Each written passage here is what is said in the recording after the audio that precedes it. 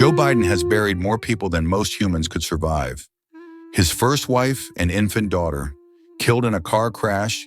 His son, Beau, dead from brain cancer at 46. His other son, Hunter, struggling with addiction for decades. And through all of it, Biden kept running for office. Most people would collapse, quit, disappear from public life, and never come back. But Biden, he gave a speech the day after his wife and daughter died. He was sworn into the Senate from his son's hospital room. He campaigned for president while watching Beau deteriorate, and he won. This isn't resilience.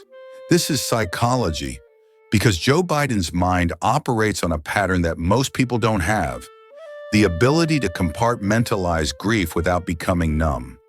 He doesn't avoid pain. He doesn't suppress it. He just keeps functioning through it. This is the psychology of Joe Biden.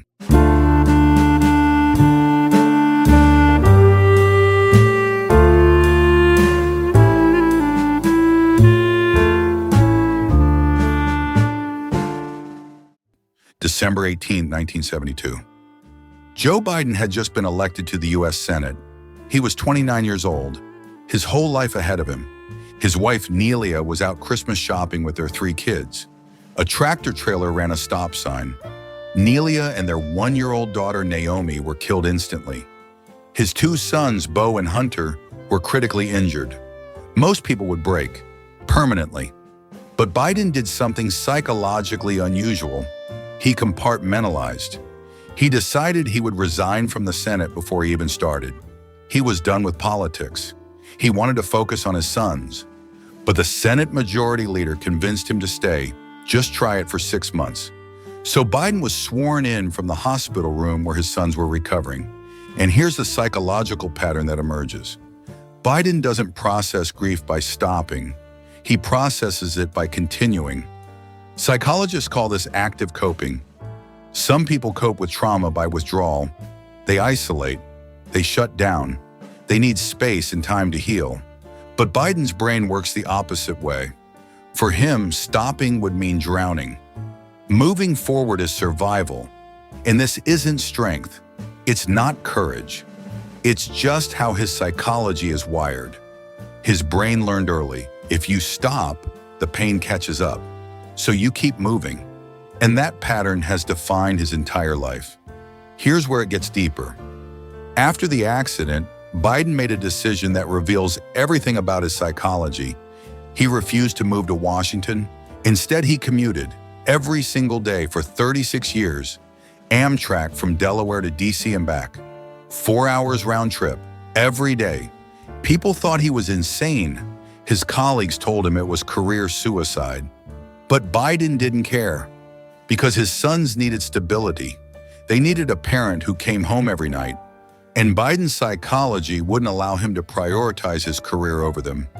This is what psychologists call identity-based decision-making. For some people, identity is about achievement, status, power. But for Biden, identity was always about being a father first. Even when it hurt his career, even when it cost him opportunities, even when people called him crazy for commuting 4 hours a day, he didn't care. Because in his mind, if he failed as a father, nothing else mattered. And this psychological pattern explains almost everything about how he operates. He's not driven by ideology, he's driven by relationships. He doesn't make decisions based on policy theory, he makes them based on how they affect real people he knows. That's why he talks about his dead son in policy speeches. Why he brings up his childhood friends when discussing economic bills. Why he personalizes everything. His brain doesn't process abstract concepts. It processes human stories. And that's why his political career has been so inconsistent. He's changed positions, flip-flopped, evolved. Not because he's dishonest, but because his brain doesn't operate on abstract principles. It operates on empathy. And empathy changes when the people around you change. When Biden knew gay people personally, he supported gay marriage. Before that, he didn't.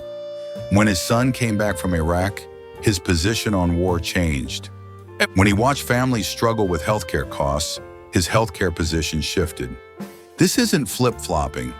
This is how his psychology works. He doesn't start with ideology and apply it to people. He starts with people and builds ideology from them. Let's talk about his stutter, because this is a psychological detail most people miss.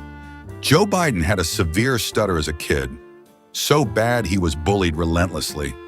Teachers mocked him, called him Dash because he couldn't get words out. Be Biden. Kids in the schoolyard imitated him, made him feel broken. And instead of accepting it, Biden's brain developed a workaround. He practiced speaking in front of a mirror for hours, every single day, reciting poetry, forcing himself to slow down and control his breath. Yeats, Emerson, anything with rhythm. And eventually he conquered it. But here's the thing, he didn't erase the stutter. He learned to manage it. And psychologically, that created a pattern that still shows up today. Biden over-prepares, he over-rehearses, he scripts everything. Not because he's cautious, but because his brain is terrified of losing control of language. Every speech is rehearsed dozens of times. Every debate is war-gamed. Every public appearance is mapped out. Because his brain remembers what it felt like to stand in front of people and not be able to speak. And when he goes off script, the stutter comes back. The words fumble, the brain short circuits. Watch him closely. When he's reading prepared remarks, he's fine, smooth, controlled. But when someone asks an unexpected question, when he has to improvise, the pauses get longer, the words come out wrong, the names get mixed up. This is why his speeches can be so awkward, why he misspeaks, why he says the wrong name or forgets a detail. It's not cognitive decline, it's a childhood defense mechanism breaking down under stress. His brain is still fighting that stutter every single day. And the older he gets, the harder it becomes to maintain the control he built as a kid. The neural pathways that compensated for the stutter are weakening, and the original pattern is bleeding through. That's not dementia, that's neurology. Here's what makes Biden psychologically fascinating. He spent 50 years in politics, and he's still not cynical. Most people who spend that long in Washington become hardened, calculating, detached. They learn to perform empathy without feeling it. They learn to say what people want to hear without meaning it. But Biden, he still cries in public. He still hugs strangers for too long. He still talks about his dead son in speeches when his advisors tell him not to. And psychologically, this is rare because sustained exposure to trauma usually creates emotional numbing. Your brain protects itself by shutting down empathy, by creating distance between you and pain. It's a survival mechanism, and it's extremely common in high-stress professions. Doctors develop it, soldiers develop it, politicians definitely develop it. But Biden never did. He stayed emotionally open, vulnerable, raw, and that's either a psychological strength or a psychological liability, depending on how you look at it. On one hand, it makes him relatable, human, authentic. People trust him because they can see he actually feels things. When he talks about losing Bo, you can see the pain in his face. It's real. On the other hand, it makes him reactive, emotional, prone to mistakes. He says things he shouldn't because his emotions override his filter. He gets angry when he shouldn't. He takes criticism personally. He holds grudges. And both of those things are true at the same time. That's the paradox of Biden's psychology. The same openness that makes him trustworthy also makes him volatile. The same empathy that makes him human also makes him manipulable. You can't have one without the other. Let's talk about his relationship with loss. Because Biden doesn't just have a history of tragedy, he has a psychology built around it. After Bo died in 2015, Biden was supposed to run for president. Everyone expected it. He'd been preparing for years, but he couldn't. The grief was too fresh, too raw, so he stepped aside. And he wrote a book about grief instead. And in it, he said something revealing. Purpose is the antidote to despair. That's his psychological framework. He doesn't cope with loss by processing it. He copes by finding a reason to keep going. And that reason for Biden has always been service. After Nelia died, the reason was his sons. He had to be there for Bo and Hunter. After Bo died, the reason was preventing other families from experiencing the same pain. Cancer research, healthcare access. And when he ran for president in 2020, the reason was saving democracy, stopping Trump, being the adult in the room. This is what psychologists call meaning-making.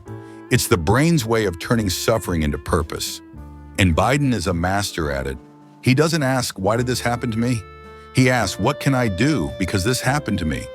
And that reframe is psychologically powerful because it transforms victimhood into agency. It turns pain into fuel. Instead of being crushed by loss, you're motivated by it.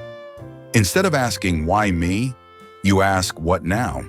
And whether you agree with his politics or not, that psychological pattern is worth studying because we all face loss.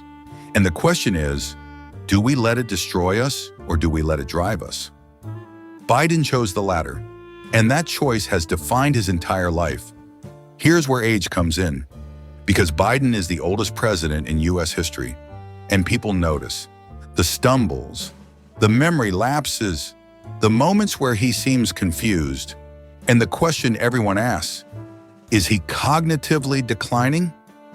Here's the psychological truth. Maybe, probably, it's hard to know. But what's more interesting than whether he's declining is how his brain compensates. Because Biden's psychology has always relied on two things: preparation and relationships. And as his cognitive processing slows, he leans harder into both. He overprepares even more than before. Every word is scripted. Every appearance is rehearsed. He relies more on advisors. He sticks to people he trusts. He delegates more. This isn't weakness. This is adaptation. His brain knows it can't perform the way it used to, so it builds scaffolding. And psychologically, that's smart. Most people in cognitive decline deny it. They refuse help. They insist they're fine. They push people away. But Biden's brain has accepted the limitation and compensated. He's not trying to be the smartest guy in the room anymore. He's trying to surround himself with people who are. And whether that's enough to lead a country, that's a political question, not a psychological one. But from a psychological perspective, it's the healthiest response to aging he could have. He's not pretending, he's adapting. Let's talk about his relationship with Obama, because this reveals something important about Biden's psychology. For 8 years, Biden was vice president, second in command, always in Obama's shadow, and he never resented it. Most ambitious people would. Most people who spent 36 years in the Senate would struggle with being subordinate, especially to someone younger, less experienced, someone who leapfrogged over them. But Biden's psychology doesn't work that way. He doesn't need to be the star. He needs to be needed. And Obama needed him, relied on him, trusted him with the hard stuff, foreign policy, legislative strategy. The boring work that Obama didn't want to do, Biden handled it, and that was enough. This is what psychologists call affiliative motivation. Some people are driven by achievement, by recognition, by being the best. But Biden is driven by connection, by being part of something, by relationships, and that's why he stayed loyal to Obama even when it cost him politically, even when Obama got all the credit, even when Biden's ideas were implemented without acknowledgement, because his brain values loyalty over ambition.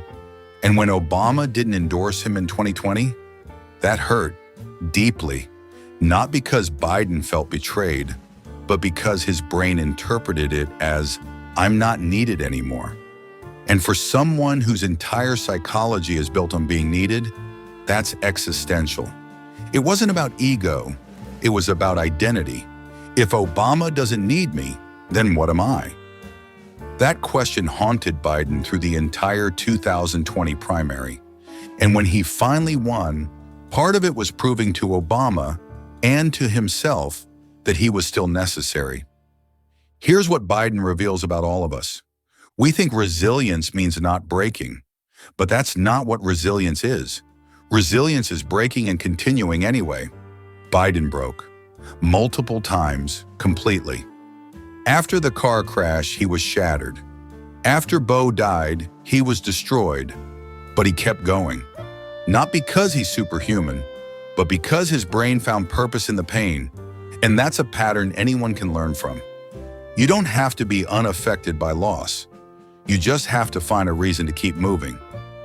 Biden's reason was service. Yours might be different, but the psychology is the same. Purpose is what keeps us alive when everything else says stop. And that purpose doesn't have to be grand. It doesn't have to change the world. It just has to be enough to get you out of bed in the morning. For Biden, it was his sons. Then it was his work. Then it was his country. The purpose changed, but the pattern stayed the same. Move forward, find meaning, don't stop. Here's the cost, because there's always a cost to this kind of psychology. Biden has never fully processed his grief. He's managed it, compartmentalized it, used it, but he's never just sat with it. He's never taken the time to actually feel the full weight of what he's lost. Because if he did, he might not be able to keep going. And psychologically, that means it's still there. Waiting. The pain doesn't disappear because you ignore it. It just goes underground. And sometimes it resurfaces in emotional outbursts, in mistakes, in moments where the control slips. You see it when he snaps at reporters, when he gets defensive over small things, when he overreacts to criticism. That's not bad temperament. That's unprocessed grief bleeding through. Biden's psychology has kept him alive, but it's also kept him wounded, and that wound is still open. 50 years later, he still can't talk about Nelia without choking up. That's not sentimentality. That's unfinished business. Let's talk about what happens next.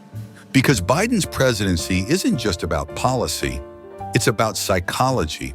He's a man whose entire life has been defined by loss and survival. And now in his final chapter, he's trying to prove it all meant something. That the suffering wasn't for nothing. That the pain had a purpose. And whether he succeeds or fails politically, that psychological drive is what's motivating him.